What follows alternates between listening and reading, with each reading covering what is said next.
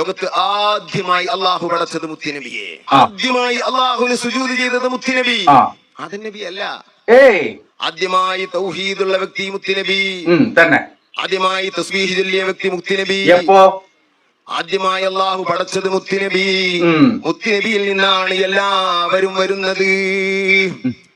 മുത്തുനബി ഇല്ലെങ്കിൽ ഈ ലോകത്ത് അള്ളാഹു പടക്കില്ല എന്ന് ഖുദ്സിയായ ഹദീസിൽ കാണാം. ആദ്യമായിട്ട് അള്ളാഹു സുബ്ഹാനഹു വ തആല പടച്ചത് റസൂലുള്ളാഹി സ്വല്ലല്ലാഹു അലൈഹി വസല്ലമയുടെ നൂറാണ്, പ്രകാശമാണ് എന്നായിരുന്നു, അല്ലെങ്കിൽ റൂഹാണ് എന്നൊക്കെ ആയിരുന്നു ഇവര് ഇതുവരെയും പറഞ്ഞിരുന്നത്. ഇപ്പൊ പറഞ്ഞുകൊണ്ടിരിക്കുന്നത് ആദ്യമായി റസൂലുള്ളാനെയാണ് പടച്ചിട്ടുള്ളത്. ആദ്യമായിട്ട് അള്ളാഹ് സൃഷ്ടിച്ചത് റസൂലുള്ളാനെ ആണ് എന്നുള്ളതാണ്. അത് മാത്രോ, അതിനുശേഷം പറയുന്നു ആദ്യമായിട്ട് അള്ളാഹുവിന് സുജൂദ് ചെയ്തത് മുത്ത് മുഹമ്മദ് മുസ്തഫയാണ്.